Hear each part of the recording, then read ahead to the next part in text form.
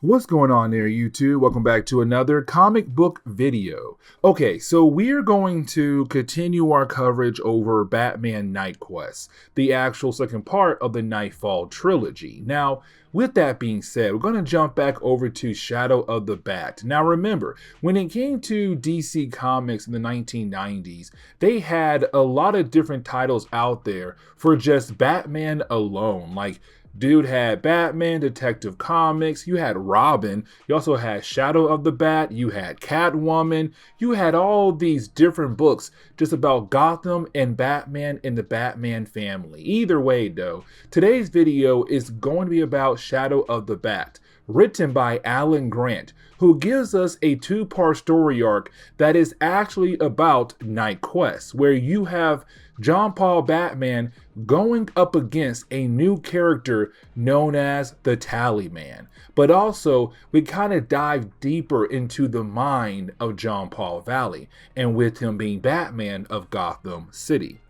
Now, just in case you are new to our channel or new to comics and you don't really know what's going on, let me explain. You see, when it came to DC Comics, they had a great idea of getting rid of Bruce Wayne by using a new character around that time, better known as Bane, to break the Bat, which he did by breaking the back of the Bat. And so Bruce Wayne was no longer able to be Batman until he was able to properly heal. But he needed somebody to take over as Batman. Now, you would think you'll pick Dick Grayson, but around this time in DC Comics, Dick and Bruce were not on speaking terms. And so you had Bruce choose someone else. And he chose John Paul Valley to become the next Batman in Gotham City. Now, later on in this video, I'm going to dive deeper into the actual background of that character, but also the order he actually works for, better known as the Order of Saint Dumas. But let's go ahead and dive into today's video. And so we do pick up with the first chapter for today's video, Shadow of the Bat, issue number 19, written by Alan Grant. Now, before we dive into today's video, there's something else I do want to mention. You see, around this point in DC Comics, crime has dropped down dramatically in Gotham City thanks to John Paul being Batman. Now, the question is John Paul a better Batman than Bruce Wayne? Because yes, crime has dropped down a lot in Gotham, but at the same time, John Paul is way darker than Bruce Wayne was, way more brutal than Bruce Wayne was against criminals. Either way, we do pick up with John Paul going after a motorcycle gang who is currently attacking an elderly fellow. Now, with that being said, you have John Paul being able to take down every single member of the gang. But after doing that, you have John Paul kind of wondering some things about himself, because he realized that he was very brutal against this gang, very dark, and he kind of wonders if Bruce Wayne was ever in this position at all. And so for John Paul, he wants to take a step back and have a better chance to get to know himself better, to understand what kind of man he truly is. But now we have to jump over to another character known as Big Mike. Now, Big Mike is one of the many crime bosses in Gotham City. Really one of the last few crime bosses in Gotham City. Because like I said earlier, when it comes to crime in Gotham City, it has dropped down dramatically because of John Paul being Batman. And that includes most of the crime bosses as well. And so Big Mike was able to just move up very easily. Now, we do see Big Mike just having a good old time trying to celebrate his birthday, but unfortunately, he's then confronted by the Tallyman. Now, the Tallyman is only here because of somebody else, another character known as Joey Lado. Now, Joey was another crime boss, but who was just recently taken down by John Paul Batman. And so apparently the Tallyman came here to get revenge for Joey, to take down Big Mike, but to also take down Batman, because Batman was the one to take down Joey. But the rumor is Big Mike may have helped out to bring down Joey, may have led John Paul Valley over to Joey to take him down, to allow Big Mike to move up the chains once again. Either way, you do have the Tallyman being able to kill off Big Mike just like that. But I want to jump back over to John Paul for a brief moment. And the reason why, because we do see John Paul being able to sneak into Gotham New Age supplies. Inside of there is a isolation tank. Now with this tank, you have John Paul get inside to be locked in, but to also dive deeper into his mind, to hopefully discover more about who he is. And so he does remove his costume and get inside the actual chamber. Now, once you have John Paul inside that chamber, you didn't have John Paul begin to see different images of things he already knew about himself. The idea of being part of the Order of St. Dumas, the idea of being Azrael, their avenging angel, the idea of Bruce Wayne getting his back broken by Bane and taking up the mantle as Batman, but also defeating Bane. But for John Paul, he wants to know more about himself. And so you have John Paul dive deeper into his mind, where he unlocks certain things that were locked away from him. The days when his dad had basically installed the system inside of him.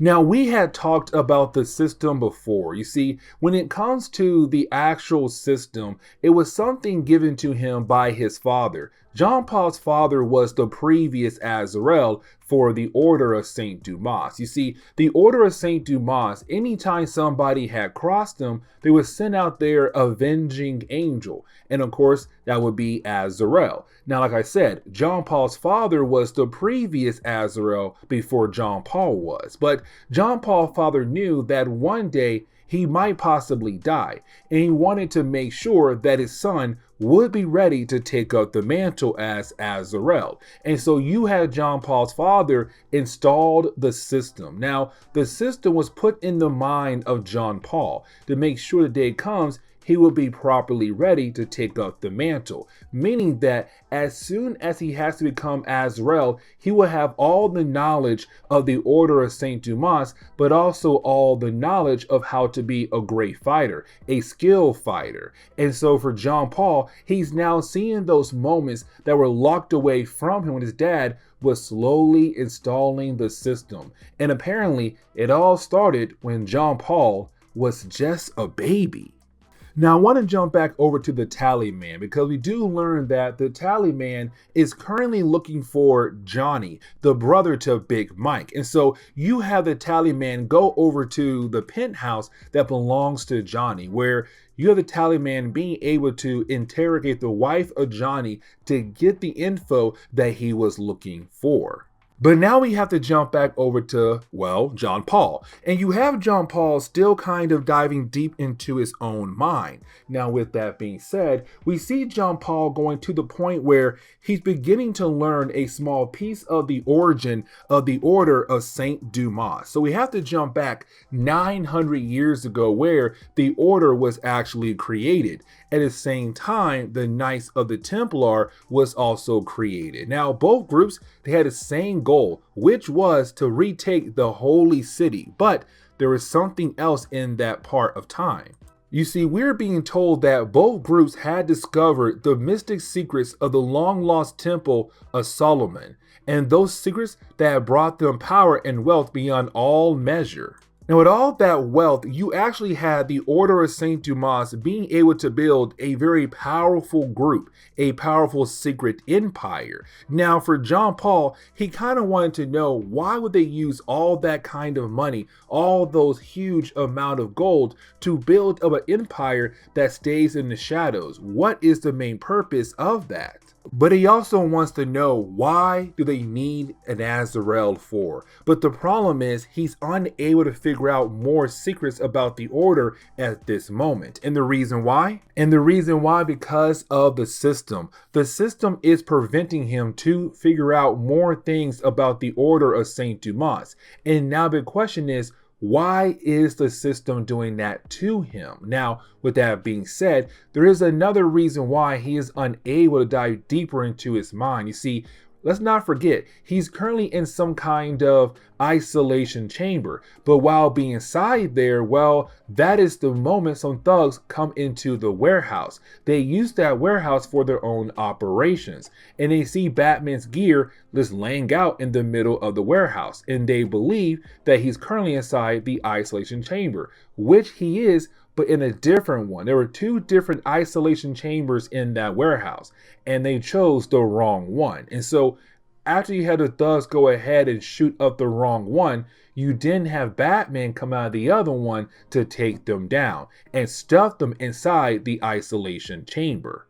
Now, the Tallyman, he does hear the gunshots and he does run over to the actual warehouse. Now, he does see two different isolation chambers, the one that got shot up and the one Batman actually used. Now, he does go over to the one that was shot up. He looks inside and he finds the two thugs who, well, shot up that one, but were taken down by Batman earlier, and we see that John Paul has stuffed them inside that one actual chamber. Now, we do learn one of the guys is actually Johnny, the brother to Big Mike, and really the Tallyman was looking for Johnny. And so you have the Tallyman say, hey, you know what?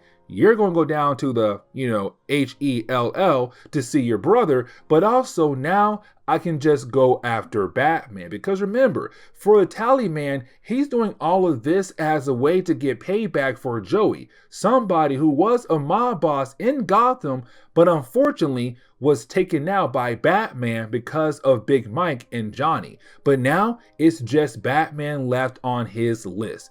And so you have the Tallyman leave the warehouse. Now, the last page of this chapter is really more of John Paul just trying to think about what he went through inside the isolation chamber. But while doing that, he's then caught off guard by, well, the Tallyman, who was able to begin to shoot at Batman. And that leads into the second chapter of this two-part story arc.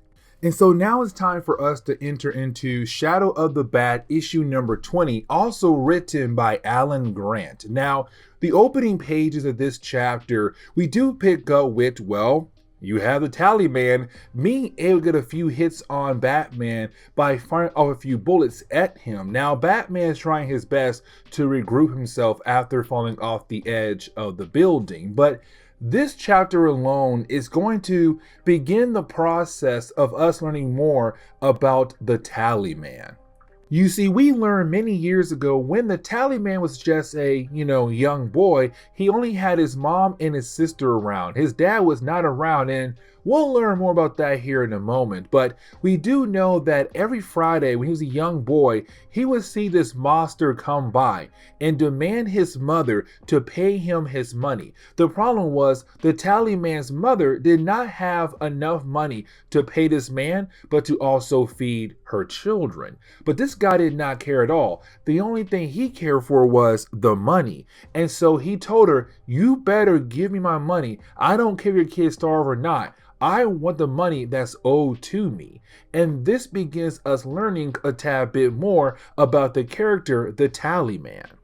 Now, you do have John Paul being able to get back into the battle. And with them being able to get back into the battle, his main goal is to go up against, well, the Tallyman, to figure out why the Tallyman is coming after him for. Now, you have the Tallyman say, because what you did to Joey Beto. Now remember, he killed off Big Mike and Johnny because of this Joey character. Now at first, we were kind of left to believe that Joey was somebody who was arrested that didn't allow Big Mike to move up the chains. But apparently Joey was killed off, and apparently Batman was involved. But the problem is, it was not John Paul Batman, it was Bruce Wayne Batman that somehow got involved in the idea of this Joey character getting murdered. Either way, you do have John Paul trying to explain things to the Tallyman, but he's not trying to listen. Now, we do dive into another flashback for the Tallyman. And so we do learn that apparently the Tallyman's father had died when he was a young boy. But the problem was his father had a lot of debt that was owed over to the mobster. And so the mobster said, I don't care if the dad died or not. You, now Tallyman's mother, has to pay me the money your husband owed me before he had died. And so one day, once again, she was short on the cash and he began to beat on her. And so the Tallyman got so mad over the idea of this monster beating on his mother, he grabbed a fire poker and beat the monster to death. Now, apparently, after you have the Taliban commit that crime, and even though he was trying to protect his mother, he did commit murder. And so he was locked up for the crime that he had committed. Now, with that being said, the Taliban was locked up in a facility for young boys who had committed vicious crimes. And apparently, while being inside there, he was picked on heavily by criminals left and right. But it gets worse. You see, after he was able to leave that prison, he finds out that his mother had hung herself. And his sister, well, she died of starvation. This man was left alone after being able to go back home after being locked up in prison, sorry. Now, for John Paul Valley, in this battle, this man has been beaten down so badly by the Taliban, it does seem like he's not really able to continue on, and all his injuries are catching up to him. But then he has a vision where his father is calling out to him saying, Azrael, John Paul, get up. You are Azrael, the avenging angel. You don't quit this easily. You keep going until you are technically dead in the ground. And so you have John Paul being able to get right back up once again and go for one more round against the Taliban. Now, for the Taliban, there's only one way this battle is going to end. If one of them ends up dead. And so you have the two characters go at it. Now, for Batman, John Paul, the system takes over his mind and body again. And remember, the system was put in his mind to allow him to be a great fighter, to allow him the chance to take on anybody who comes at him. And so right now, the Taliban thinks, okay, you know what? I've been doing a good job. It's time for me to go ahead and take down the Batman. But the system takes over. It allows John Paul to be able to easily take down the Taliban. But John Paul is way too brutal. And it does seem like he is about to kill off the Taliban. Matter of fact, once you have John Paul being able to regain control of his mind and body from the system, he realized that with one more punch, he would have killed the Taliban. And so you have Batman just walk away. But he technically did win that battle. And the last thing we have to talk about is Harvey Dent and Jim Gordon finding the body of the Taliban. Now, he's alive, but the man was so badly beaten by John Paul Valley that it looks nasty to look at the body of this man. But this is where we are going to end today's comic book video. So please leave me a like down below and subscribe. Also, if you have any suggestions on books I should read, well, please let me know in the comments below, because you never know, your suggestion could be a future video down the road. But guys, see y'all next time. Later.